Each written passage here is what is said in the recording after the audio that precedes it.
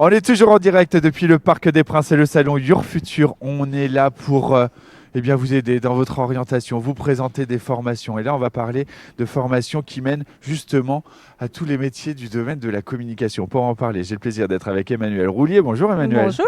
Le soleil est en train de se lever Ouais, juste super. quand je vous dis Ça fait du bonjour. bien. Je pense que Ouais. c'est bon signe. Ouais, mais je crois, ouais. Vous êtes directrice campus du campus de Paris de Subdecom, une Tout grande à fait. école de la communication. Justement, présentez-nous cette école. Alors, en quelques mots, Subdecom a été créée en 1985. Et en fait, elle a été créée avec l'objectif d'offrir une véritable formation en 5 ans pour devenir un expert de la communication. Donc nos domaines de formation sont très larges et permettent vraiment une formation à la communication globale. Et ça permet de développer des compétences à la fois stratégiques, créatives et digitales. On a aussi à cœur d'être vraiment au plus proche des territoires, de nos parties prenantes, c'est-à-dire à la fois des étudiants et des entreprises. Et c'est pour ça qu'on développe un maillage territorial important, puisqu'on est actuellement présent dans 15 villes en France. 15 villes en France. C'est vrai que quand on pense au métier de la communication, souvent c'est une diversité incroyable de métiers différents qui sont couverts d'ailleurs par vos programmes. Ouais. Est-ce que vous pouvez bien nous détailler justement toute cette diversité?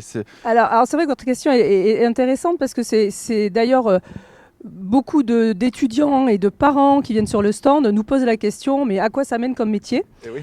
C'est vrai qu'ils viennent souvent avec l'idée de l'événementiel parce que c'est quelque chose qu'on voit, qu'on vit, ne serait-ce qu'aujourd'hui par exemple. Un beau lieu pour l'événementiel. Mais c'est vrai que la communication effectivement revêt beaucoup d'aspects. Alors on essaie de leur expliquer qu'effectivement on peut travailler à la fois dans des agences de communication, dans des entreprises, ce qui fait que déjà on a des profils très différents.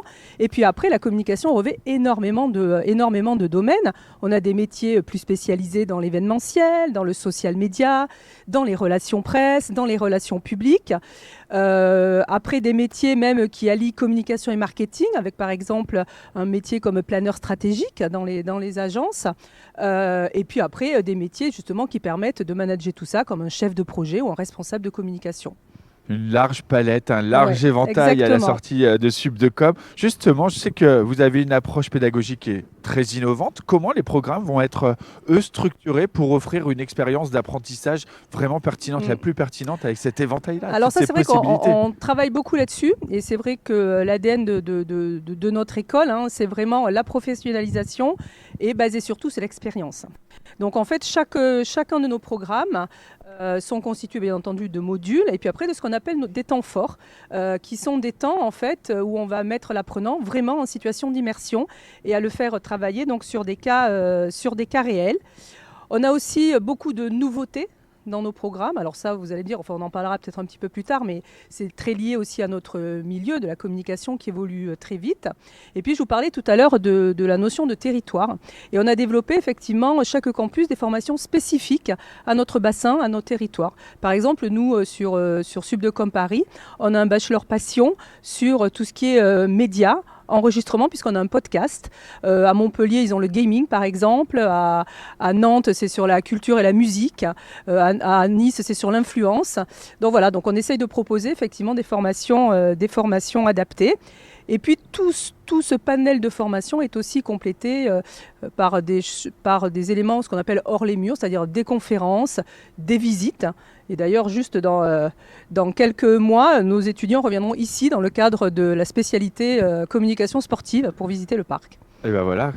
C'est un beau lieu, c'est un très bon choix. Votre école, je sais aussi qu'elle maintient vraiment une adéquation permanente avec les attentes spécifiques des entreprises. Vous êtes vraiment en contact avec tous les professionnels pour que justement, en matière de compétences en communication, tout ça soit en phase avec les réalités du marché du travail. Comment vous travaillez à longueur d'année? Alors ça, c'est effectivement, c'est très important, puisqu'on le disait tout à l'heure, le milieu de la communication évolue très vite. Si on regarde nos programmes d'il y a 3 ans, on a quasiment tout changé.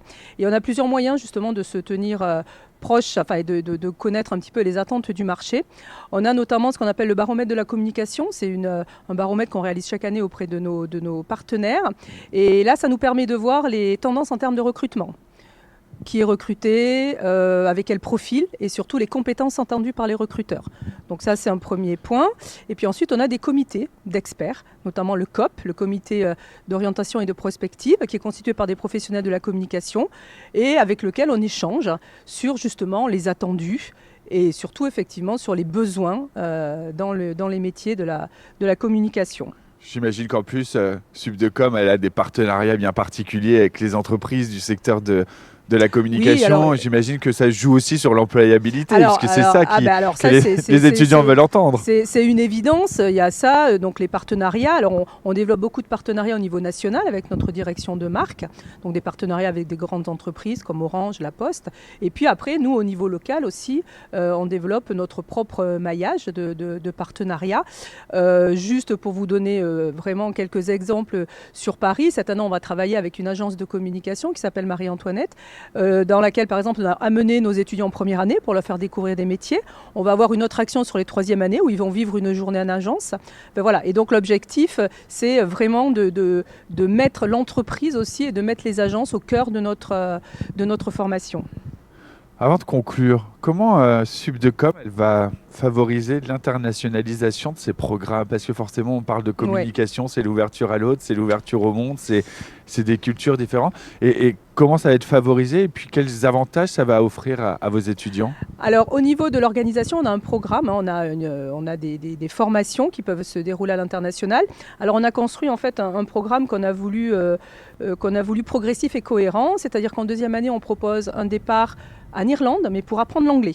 Parce qu'on s'est aperçu effectivement qu'on avait des différents niveaux de langue et qu'avant de vouloir faire des études à l'international, il faut maîtriser un tant soit peu quand même la langue. Donc deuxième année en Irlande. Troisième année, là c'est un échange au premier semestre. Donc on a 4 partenaires aux États-Unis, en Australie, à Barcelone et à Dubaï. Voilà, donc là c'est un semestre de cours en langue. Et après on a une dernière possibilité sur notre 4e année de partir un an en Angleterre. Et là, effectivement, il y a possibilité d'avoir un double diplôme. Donc, l'international, l'avantage, c'est effectivement l'ouverture culturelle, c'est la maîtrise de l'anglais qui est très importante en communication. Et puis, mêlé, par exemple, à nos formations en alternance, ça permet à un jeune qui sort en 5e année d'avoir à la fois une expérience à l'international et à la fois de l'alternance.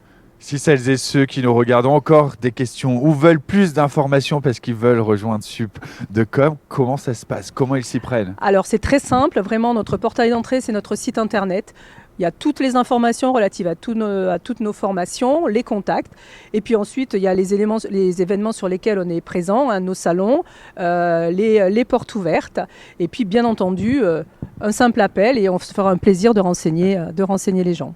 Merci beaucoup Emmanuelle Roulier, directrice campus de Paris de Subdecom. Et puis vous êtes partenaire du Salon Your Future, donc on peut vous retrouver jusqu'à ce soir ici au Parc des Princes. On est en direct de ce Parc des Princes pour le Salon Your Future.